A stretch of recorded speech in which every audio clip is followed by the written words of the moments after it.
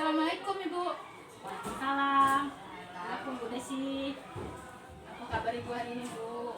Alhamdulillah.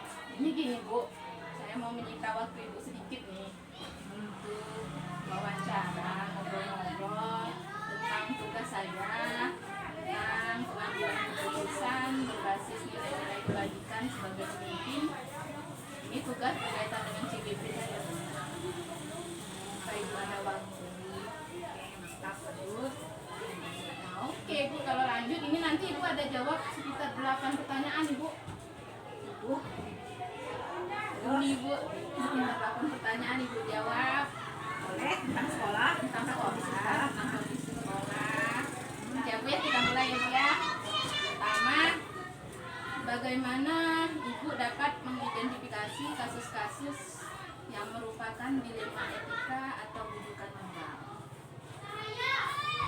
dilema etika atau rujukan moral. Identifikasinya bagaimana? Kalau selama ini saya dapat mengidentifikasi kasus-kasus itu merupakan dilema etika atau rujukan moral dengan mendengarkan secara seksama keluhan dan laporan guru, siswa, dan orang tua. Saya juga sering menggunakan rapat tim manajemen untuk mendiskusikan situasi yang betul dan menganalisisnya dari berbagai sudut.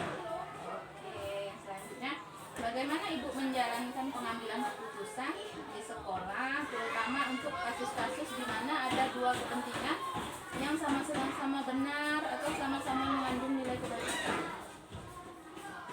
Gitu ya. Dalam menjalankan pengambilan keputusan di sekolah, terutama untuk kasus di mana dua kepentingan tersebut memang benar-benar sama-sama. Saya selalu berusaha untuk mempertimbangkan dampak dari setiap keputusan tersebut terhadap semua pihak yang terlibat. Saya menggunakan pendekatan kolaboratif dengan melibatkan guru, staf, dan kadang-kadang siswa dalam proses diskusi untuk mencari solusi yang paling adil dan berdasarkan. Langkah-langkah atau prosedur apa yang biasanya Ibu lakukan? Biasanya langkah-langkah yang dilakukan mengumpulkan informasi yang relevan, mengidentifikasi semua pihak yang terlibat, lalu mengevaluasi opsi-opsi yang tersedia, dan mempertimbangkan konsekuensi jangka pendek dan jangka panjang. Hal apa yang selama ini Ibu anggap efektif dalam pengambilan keputusan pada kasus-kasus dilema etika? Hal yang dianggap efektif Ya. adalah dengan cara komunikasi yang terbuka dan transparan, serta keterlibatan berbagai pihak dalam proses pengambilan keputusan. Selain itu, memiliki pedoman atau kode etik yang jelas juga untuk membantu membuat keputusan yang konsisten dan dapat dipertanggungjawabkan. Oke. Kemudian selama ini adakah tantangan dalam pengambilan keputusan di kasus-kasus dilema etika? Ada tantangan utama adalah pada kasus-kasus dilema etika ini untuk memastikan bahwa semua suara terdengar dan dipertimbangkan tanpa memihak. Selain itu, seringkali juga sulit untuk menemukan solusi yang memuaskan semua pihak, terutama ketika kepentingan yang bertentangan sangat kuat, karena waktu ekspektasi dari berbagai pihak juga menambah kompleks situasinya. Kemudian apa Ibu punya jadwal tertentu dalam sebuah penyelesaian kasus dilema etika? Jadwal dalam dilema etika ini, setiap kasus memiliki karakteristik ya dan urgensi yang berbeda-beda. Namun saya berusaha untuk segera menangani masalah begitu diketahui dan menetapkan tenggang waktu internal agar proses penyelesaian tidak berlarut-larut. Lalu jika situasi memungkinkan, saya lebih memilih untuk segera menyelesaikan masalah di tempat dengan melibatkan pihak. Adakah seseorang yang membantu Ibu atau faktor apa yang selama ini mempermudah atau membantu Ibu dalam pengambilan keputusan? selama ini sih saya sangat terbantu oleh dukungan tim manajemen sekolah, termasuk wakil kepala sekolah, koordinator bidang, lalu diskusi dengan rekan-rekan, sejawat dan mentor juga seringkali memberikan perspektif yang berharga. Selain itu, panduan dari Dinas Pendidikan dan regulasi yang berlaku membantu memastikan bahwa sesuai dengan kebijakan dan peraturan. Yang terakhir ini Ibu, dari hal yang Ibu sampaikan, pembelajaran apa yang dapat Ibu petik selama pengalaman Ibu mengambil keputusan yang dilema etika ini? Dari perlakuan itu, dari hal-hal yang kita lakukan, kita dapat belajar dari pentingnya kesabaran, dari empati dan integritas. Jadi menghargai pandangan dan perasaan semua pihak yang terlibat adalah kunci untuk mendapatkan solusi yang adil. Saya juga belajar bahwa transparansi dan komunikasi yang efektif dapat mencegah banyak kesalahpahaman dan konflik kemudian hari. Keberanian untuk mengambil keputusan yang sulit meskipun tidak populer juga merupakan pembelajaran penting yang kita dapatkan dan kita peroleh bersama. Oke Ibu, alhamdulillah sudah selesai pertanyaan-pertanyaan saya Ibu. Kemudian saya mau ucapkan terima kasih banyak sama Ibu Sana Sadamo, kalau Ibu. Mudah-mudahan dengan diskusi kita hari ini dapat bermanfaat bagi saya ke depannya dan saya dapat menyelesaikan tugas-tugas saya di pendidikan guru. Ya, alhamdulillah semoga lancar, semoga sukses dan apa yang kita bincangkan hari ini bisa bermanfaat juga untuk sekolah, untuk kita pribadi. Boleh sih? Ya, terima kasih Bu ya. Sama. Assalamualaikum. Waalaikumsalam warahmatullahi wabarakatuh. Bagaimana kabar Bapak hari ini? Alhamdulillah baik-baik saja. Alhamdulillah. Ini begini Pak, saya mau menyita waktu Bapak sebentar. Mau wawancara tentang pengambilan keputusan Bapak sebagai kepala sekolah yang berbasis nilai-nilai kebajikan sebagai pemimpin. Apa Bapak ada waktu? Oke, baiklah Pak. Ini ada beberapa pertanyaan. Tidak banyak Pak pertanyaannya, sekitar 8 pertanyaan. Ya, pertanyaannya yang sesuai dengan kepemimpinan Bapak. Kita mulai ya Pak, yang dari pertanyaan pertama. Selama ini bagaimana Bapak dapat mengidentifikasi kasus-kasus yang merupakan dilema etika atau rujukan moral yang terjadi di sekolah Bapak? Untuk mengidentifikasi kasus-kasus yang merupakan dilema etika atau rujukan moral, saya biasanya memperhatikan beberapa tanda-tanda seperti adanya konflik antara dua nilai yang sama-sama penting, ketidakjelasan dalam solusi yang benar, dan adanya dampak signifikan terhadap pihak yang terlibat. Saya juga sering mengadakan diskusi dengan guru-guru dan staf untuk mendengar perspektif mereka serta mencari informasi tambahan dari sumber-sumber yang relevan. Oke Bapak. Nah yang kedua Pak, Ya. bagaimana Bapak menjalankan pengambilan keputusan di sekolah Bapak, terutama untuk kasus-kasus di mana ada dua kepentingan yang sama-sama benar atau sama-sama mengandung nilai kebajikan? Ya, baik. Saya menjalankan pengambilan keputusan dengan mengutamakan pendekatan yang inklusif dan kolaboratif. Langkah-langkah pertama adalah memahami secara mendalam setiap kepentingan yang ada nilai-nilai yang terlibat. Saya mengadakan pertemuan dengan pihak terkait untuk mendiskusikan secara terbuka. Setelah itu, kami bersama mencari solusi yang paling baik dengan mempertimbangkan semua aspek dan dampaknya. Dalam beberapa kasus, kami juga menggunakan prinsip-prinsip etika dan pedoman yang sudah ada sebagai acuan. Nah dalam mengambil tindakan-tindakan itu, pasti ada langkah-langkah atau prosedur seperti apa yang biasa Bapak lakukan selama ini? Ya baik, langkah-langkah yang biasa saya lakukan atau yang kami melakukan meliputi identifikasi masalah dan pemangku kepentingan yang terlibat, kemudian mengumpulkan informasi dari data yang relevan, kemudian selanjutnya diskusi dan konsultasi dengan tim atau pihak-pihak terkait,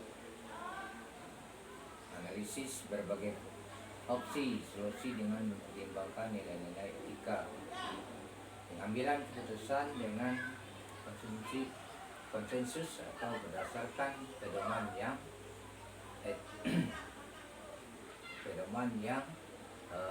berdasarkan pedoman yang ada, kemudian implementasi keputusan dan pemantauan hasilnya, kemudian evaluasi dan refleksi terhadap pekerjaan ke depan. Oke, dari langkah-langkah tersebut, hal apa saja yang selama ini Bapak anggap efektif dalam pengambilan keputusan pada kasus-kasus dilema etika? Ya, baik. Ada beberapa hal yang efektif dalam pengambilan keputusan pada kasus dilema PK adalah berikut, ya. Yang pertama, keterlibatan berbagai pihak dalam diskusi untuk mendapatkan perspektif yang lebih luas.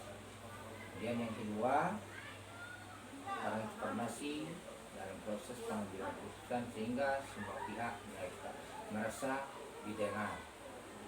Yang ketiga, pendekatan berbasis nilai dan prinsip etika yang jelas. Yang keempat, fleksibilitas untuk menyesuaikan keputusan dengan situasi yang ada. Yang kelima, penggunaan pengalaman dan pembelajaran dari kasus-kasus sebelumnya. Oke Bapak, sudah? Ya. Selanjutnya ya Pak ya, dikit Ya. lagi nih pertanyaan kita. Silakan. Hal apa saja yang selama ini merupakan tantangan dalam Bapak mengambil keputusan pada kasus-kasus dilema etika? Tantangan dalam pengambilan keputusan pada kasus-kasus dilema etika meliputi yang pertama, kesulitan dalam menyeimbangkan kepentingan dan nilai yang bertentangan. Yang kedua, ketidakpastian atau kurangnya informasi yang cukup untuk membuat keputusan yang tepat. Kemudian ketiga, tekanan dari pihak-pihak memiliki kepentingan yang berbeda. Kemudian yang empat, keterbatasan waktu untuk mengambil keputusan secara cepat namun tepat. Yang kelima, potensi konflik atau ketidakpuasan dari pihak-pihak yang merasa dirugikan oleh keputusan tersebut. Oke.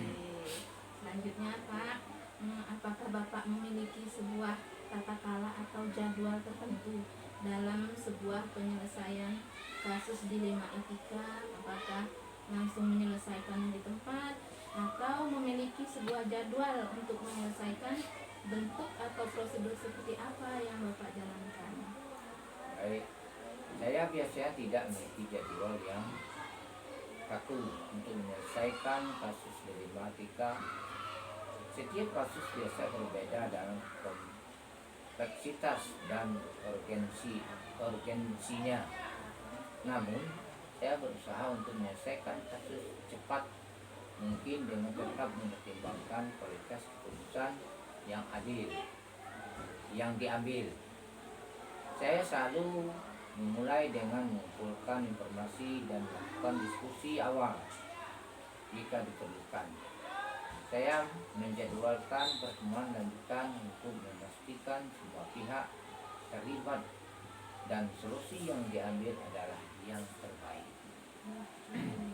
Adakah seseorang atau faktor-faktor apa yang selama ini mempermudah atau membantu Bapak dalam mengambil keputusan dalam kasus-kasus dilema etika? Baiklah, orang-orang yang sangat membantu dan pengambilan keputusan adalah para guru senior, konselor sekolah, dan staf administrasi yang berpengalaman. Selain itu, faktor-faktor seperti pedoman etika sekolah, pengalaman dan kasus-kasus sebelumnya, serta didukung dari komunitas sekolah yang sangat mempermudah proses pengambilan keputusan. Yang terakhir Bapak, Ya. dari semua hal yang telah Bapak sampaikan, pembelajaran apa yang Bapak petik dari pengalaman Bapak mengambil keputusan dilema etika selama ini? Ya, baiklah.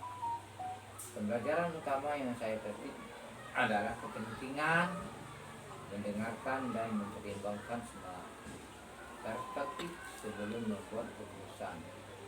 Selain itu, nilai transformasi dan komunikasi yang terbuka sangat penting dalam membangun kepercayaan dan kerjasama.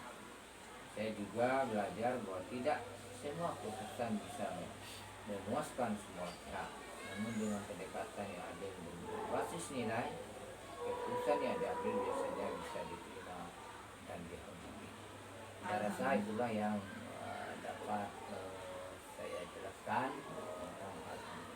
Alhamdulillah, akhirnya selesai juga sesi wawancara saya hari ini. Terima kasih Bapak yang sudah berkenan meluangkan waktu membantu saya menyelesaikan salah satu tugas dari pendidikan guru penggerak. Mudah-mudahan apa yang saya dapat hari ini bisa bermanfaat dan menjadi perubahan bagi diri saya ke depannya. Jadi jika ada silap kata, saya sudah mengambil waktu Bapak, saya mohon maaf. Lain kali saya ulangi lagi, kalau ada tugas-tugas saya mohon bantuan Bapak. Terima kasih Pak. Iya, sama-sama. Assalamualaikum Ibu.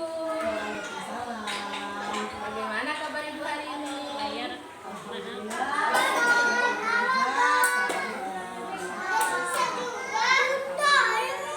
Ini begini, saya mau boleh minta waktu Ibu sebentar. Saya wawancara, saya tugas saya sebagai calon penggerak mengenai pengambilan keputusan yang berpihak pada nilai-nilai kebajikan oleh seorang pemimpin. Apa yang ada waktu?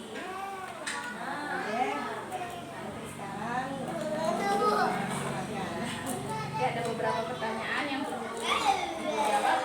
Bisa sesuai dengan sekolah yang kita hadapi.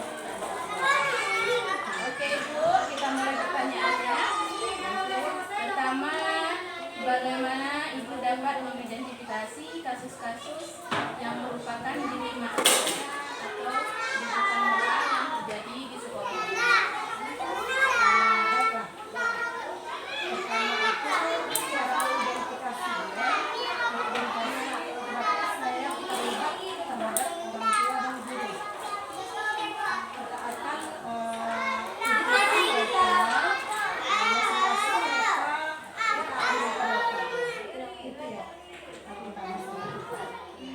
Terus selama ini bagaimana Ibu menjalankan pengambilan keputusan di sekolah Ibu, terutama untuk kasus-kasus di mana ada dua kepentingan yang sama-sama benar atau mengandung nilai-nilai kebajikan? Untuk itu ya yang saya lakukan mungkin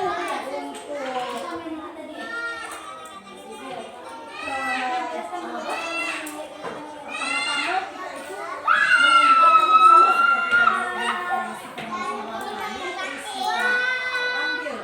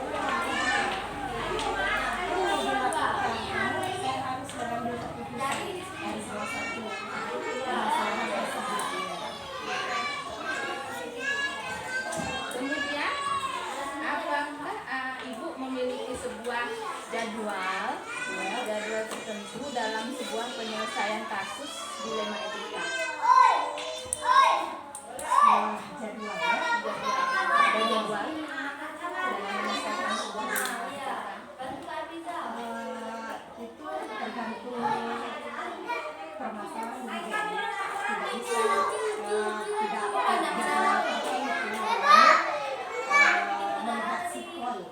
Apabila hal tersebut lewat ujian yang harus kita ambil, ya pada saat itulah Kemudian adakah seseorang atau faktor yang selama ini mempermudah atau membantu ibu dalam mengambil keputusan itu? pasti ada. Sudah. Ada semua. Dan orang tua semua yang terlibat itu semua bisa membantu, Bu.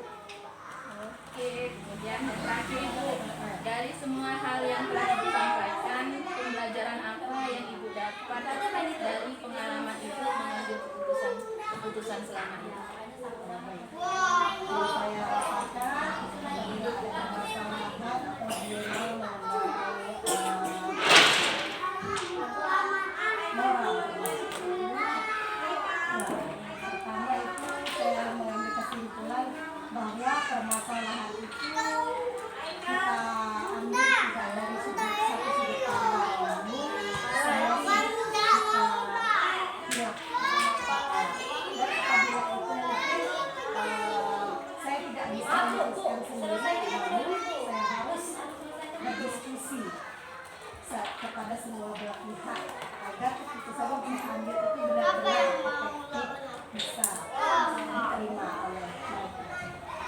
Ibu, terima kasih. Pertanyaan saya sudah Ibu jawab. Ibu sudah membantu proses pembelajaran saya.